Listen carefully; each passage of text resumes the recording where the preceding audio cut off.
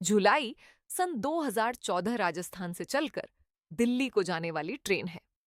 शताब्दी train station से जाने के लिए तैयार थी। तभी लड़का दौड़ते हुए आता है और जनरल डिब्बे की तरफ जाता है। लेकिन जनरल डिब्बे में इतनी ज्यादा भीड़ थी कि वह स्लीपर डिब्बे की तरफ आता है। होली का त्योहार था, इसलिए ट्रेन खचाखच भरी हुई थी। अब ट्रेन स्टेशन से छूटने लगती है। धीमे धीमे अब लड़का निराश होकर एसी के डिब्बे में चढ़ जाता है। फिर ट्रेन चलने लगती है। अब लड़का एसी के डिब्बे में खड़े होकर सीट की तलाश करने लगता है।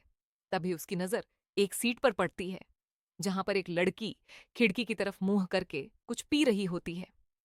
लड़का सोचता है कि सीट खाली है, चलो चलकर इसी में बैठ जाते हैं। लड़का जाकर बैठ जाता है और लड़का जैसे ही बैठता है, वह लड़की पलट कर लड़के को देखती है और लड़का लड़की को देखता है। दोनों एक दूसरे को देखकर शॉक्ड रह जाते हैं। दरअसल ये कोई और नहीं बल्कि उस लड़की का 9 साल पहले का प्रेमी राहुल था। लड़की का नाम दिव्या था।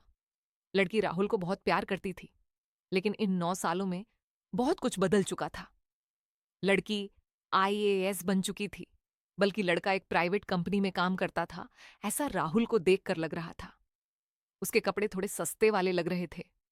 उसने टूटी पुरानी चप्पल पहन रखी थी और राहुल को देखकर लग रहा था कि दोनों में अब जमीन आसमान का अंतर हो चुका है। अब सवाल यह उठता है कि जब दोनों एक दूसरे को इतना प्यार करते थे, इतना प्रेम करते थे, तो दोनों अलग कैसे हुए दोस्तों? ये कहानी बहुत इंटरेस्टिंग है। तो चलिए कहानी को आगे बढ़ाते हैं। नमस्कार दोस्तों, मेरा नाम रूपा है और रूपा की कहानी चैनल में आपका बहुत बहुत स्वागत है। और अगर आपने चैनल को सब्सक्राइब नहीं किया है तो जल्दी करें और बेल आइकॉन को जरूर प्रेस करें, ताकि इस तरह की सच्ची कहानियां आपको मिलती रहें। और मेरी सभी कहानियां सच्ची घटनाओं पर आधारित हैं। सुरक्षा कारणों की वजह से नाम और किरदार बदल दिए गए हैं। और दोस्तों, हमने एक नई प्रणाली की शुरुआत की है। जो भी दर्शक हमारी वीडियो कहीं से भी देख या सुन रहा है, वो कमेंट करके अपना नाम और जगह का नाम जरूर लिखे। कहानी के अंत में हम उनका नाम लेंगे और उनका कमेंट जरूर पढ़ेंगे कि वो कौन सी जगह से हमारे साथ जुड़े हुए हैं। धन्यवाद। अब ट्रेन अपने सफर की तरफ बढ़ती जा रही थी। तभी एक स्टेशन आता। भुसावल, और भुसावल में अचानक दिव्या चुप्पी तोड़ देती है और राहुल से बोलती है कि तुम करते क्या हो और तुमने अपना ये कैसा हाल बना रखा है। राहुल बोलता है कि मैं राजस्थान में प्राइवेट कंपनी में काम करता हूं। खैर, मेरी छोड़ो, तुम बताओ, तुम क्या करती हो? दिव्या बोलती है कि अरे, तुम तो 12th क्लास में स्कूल के टॉपर थे और टॉपर प्राइवेट कंपनी में मजदूरी कर रहा है। ऐसी क्या बात आ गई है? राहुल फिर बात को काटता है और बोलता है, मेरी छोड़ो दिव्या, तुम बताओ, तुम क्या कर रही हो? दिव्या बताती है कि मैं भी राजस्थान में पढ़ाई कर रही थी। एलएलबी करने के बाद मैंने पीसीएसजे एग्जाम की तैयारी की और पास हो गई।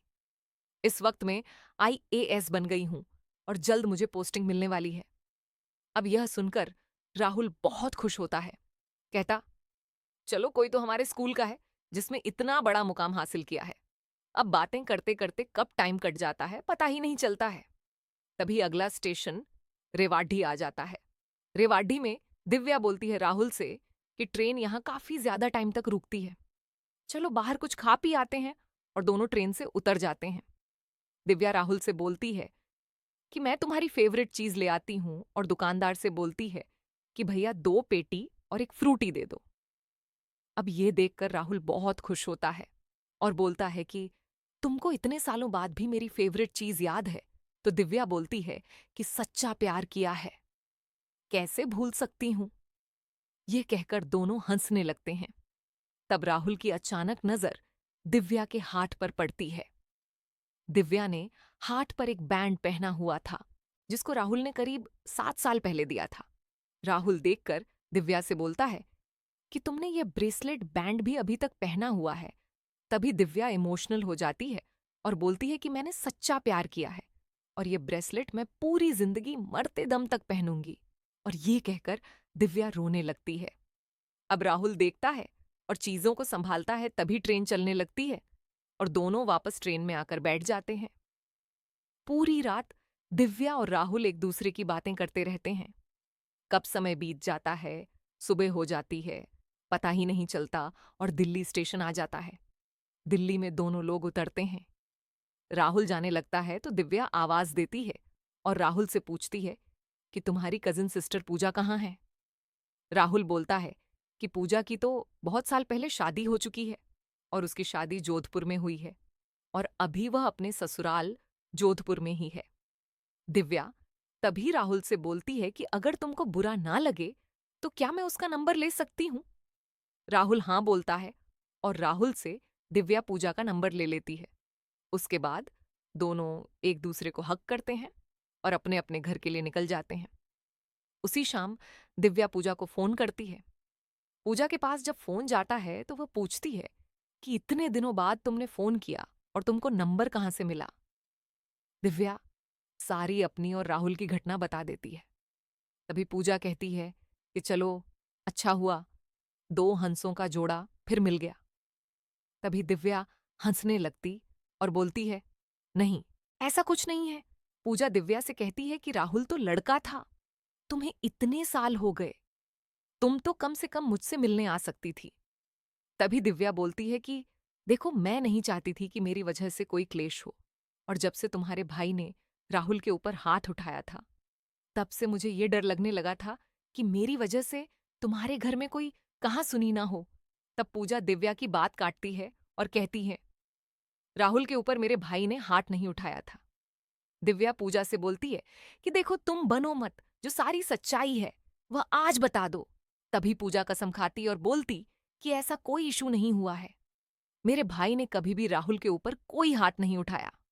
अब यह सुनकर दिव्या के पैरों के नीचे से जमीन खिसक जाती है और वह पूजा से कहती है कि मुझे साफ साफ बताओ हुआ क्या था। पूजा बताती है कि जब तुम और राहुल टेंथ में एक क्लास में पढ़ते थे तो एक दिन राहुल ने मुझे लव लेटर दिया था और बोला था ये लेटर मैं ले जाकर तुमको दे दूं। उस वक्त मेरी और राहुल से थोड़ी अनबन चल रही थी, इसीलिए वो लेटर मैंने फाड़ कर फेंक दिया। राहुल ने जब मुझसे पूछा कि क्या वह लेटर मैंने तुमको दिया, तो मैंने बताया कि हाँ, वह लेटर तो मैंने दिव्या को दिया था, लेकिन वह लेटर दिव्या ने मेरे मुंह पर फेंक कर मारा। अब यह सुनकर राहुल बड़ा दुखी हो जाता है। इन्हीं उधेड़बुन में 3 साल बीत जाते हैं। राहुल सोचता है कि क्यों ना एक बार फिर से ट्राई किया जाए, क्या पता दिव्या मान जाए। तो फिर इन 3 सालों में राहुल और दिव्या का दोनों का स्कूल बदल चुका था। दोनों अलग क्लास में आ चुके थे और दोनों अलग अलग स्कूल में पढ़ते थे। एक दिन राहुल दिव्या के स्कूल के सामने जाकर खड़ा हो जाता है और जब छुट्टी होती है तो दिव्या आती है। दिव्या को राहुल देखता है। देखने के बाद दिव्या को एक लेटर देता है और देने के बाद बोलता है कि इस लेटर का जवाब मुझे कल चाहिए और जवाब जरूर देना। ये कहकर राहुल वहां से चला जाता है। अगले दिन राहुल स्कूल के सामने जाता है। छुट्टी होती है। आज राहुल थोड़ा घबराया हुआ था। ऐसा लग रहा था कि क्या पता क्या होने वाला है। तभी दिव्या आती है। दिव्या आते ही राहुल को देखकर रोने लगती है और बोलती है कि यह बात तुमने मुझसे पहले क्यों नहीं बताया। अब यह सुनकर राहुल बहुत खुश हो जाता है। कहता है कि मैं तुम्हें बताना चाह रहा था, लेकिन तुमने हमारे प्यार को एक्सेप्ट नहीं किया था। अब दोनों खूब एक दूसरे से चिपक कर रोने लगते हैं, मानो दोनों को सारा जहान मिल गया हो। अब दोनों की प्रेम कहानी की शुरुआत हो जाती है। अब दोनों आए दिन मिलने लगते, खूब मस्ती करते, साथ में फिल्में देखते। और वैसे तो दोनों पढ़ाई में भी बहुत अच्छे थे। वो अपना पूरा ध्यान पढ़ाई में भी लगाते थे। दोनों का प्यार परवान चढ़ रहा था। लेकिन इन दोनों की प्यार की भनक दिव्या के पिताजी को हो जाती है। जब दिव्या के पिताजी को पता लगता है तो वह दिव्या को पढ़ने के लिए राजस्थान भेज देते हैं, अपने किसी रिश्तेदार के पास। और यह खबर राहुल को पता चलती है तो राहुल बेहोश हो जाता है, पागल हो जाता है। करे भी तो क्या करे, जो लड़का कॉलेज में टॉपर था उसका किसी चीज में मन नहीं लग रहा था। उसको तो सिर्फ दिव्या चाहिए थी और उसका प्यार चाहिए था। जब उसकी हालत ऐसी हो जाती है तो घर वालों से देखा नहीं जाता है। घर वाले कहते भी हैं कि बेटा और आगे पढ़ लो, तुम तो पढ़ने में तेज हो। लेकिन वह कह रहा था कि उसका किसी चीज में मन नहीं लग रहा है। अब उसको बस अपनी जिंदगी ऐसी ही काटनी है। अब घर वाले मजबूरी में राहुल को राजस्थान भेज देते हैं कि वह कुछ काम धाम करेगा तो इसका ध्यान बटेगा और शायद यह अच्छा हो जाए। इसी सिलसिले में राहुल राजस्थान पहुंच जाता है और वहां अपने कुछ गांव वालों के साथ प्राइवेट जॉब करने लगता है और वहीं दूसरी तरफ दिव्या खूब मन लगाकर पढ़ती है। राजस्थान से वो एलएलबी करती है और पीसीएस मेंस की तैयारी करती है और क्लियर कर कर वह आईएएस बन जाती है। लेकिन कुदरत का करिश्मा देखिए साहब, आगे क्या क्या होता है। दिव्या पूजा से राहुल का नंबर लेती है और राहुल को फोन करती है। फोन करने के बाद राहुल को वह अपने पुराने वाले रेस्टोरेंट में मिलने के लिए बुलाती है। राहुल दूसरे दिन थोड़ा ठीक था, अच्छे कपड़े पहनकर दिव्या से मिलने चला जाता है। आज दिव्या भी सज धज कर आई थी, बहुत खूबसूरत लग रही थी। राहुल ने दिव्या से पूछा कि मुझे क्यों बुलाया है?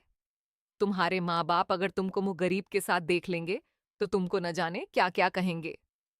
तभी दिव्या राहुल से बोलती है कि प्यार करते हो मुझसे। तो राहुल बोलता है कि प्यार का क्या मतलब रहा है।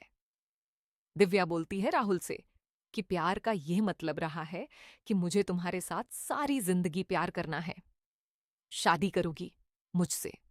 अब यह सुनकर राहुल रोने लगता है। तभी दिव्या राहुल से लिपट कर रोने लगती है और कहती है कि मुझे तुमसे सारी जिंदगी प्यार करना है। राहुल भी दिव्या को गले लगा लेता है और रोने लगता है। उसके बाद बोलता है कि हाँ, मैं तुम्हारे साथ पूरी जिंदगी काट लूंगा। 2 महीने बाद राहुल की और दिव्या की धूमधाम से शादी करा दी जाती है। दिव्या की पहली पोस्टिंग जोधपुर में होती है और वह अपने साथ अपने पति राहुल को लेकर चली जाती है। तो ये है आज की सच्ची घटना। ये घटना कैसी लगी आप लोग जरूर बताइएगा और आप लोगों से गुजारिश है कि चैनल को प्लीज सब्सक्राइब कर ले और लाइक करके कमेंट्स में बताएं कि आपको यह घटना कैसी लगी।